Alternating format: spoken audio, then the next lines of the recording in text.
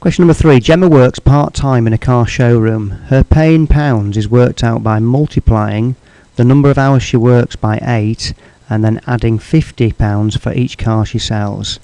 Last week Gemma worked 11 hours but sold no cars. How much was her pay? So she worked for 11 hours, and for every 1 hour she works we multiply that by 8, so 11 times 8, she was paid £88. Part B. This week Gemma worked 7 hours and sold 2 cars. How much is her pay?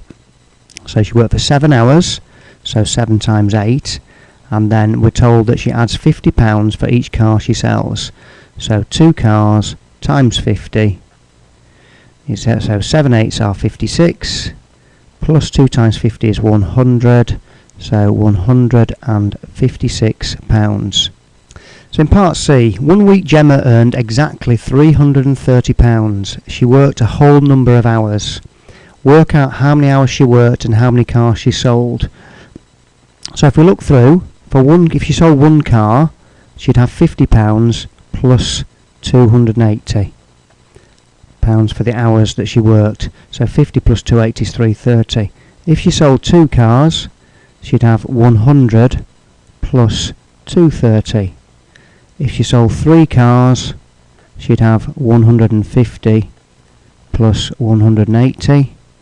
If she sold 4 cars, she'd have £200 for the cars plus 130. And if she sold 5 cars, she'd have £250 for the cars plus £80 for the hours that she works. Now if we look down these numbers here, which are the amounts that she receives for the number of hours that she works.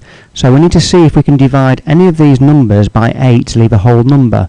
Well, we can see down at the bottom, 80 divided by 8 is equal to 10. So we can say that she works for 10 hours and gets £80 and gets 5 cars sold for £250. So she works 10 hours and she sells 5 cars, because 10 times 8 plus 5 times 50 will give us 80 plus 250, which is £330. So she works for 10 hours and sells 5 cars.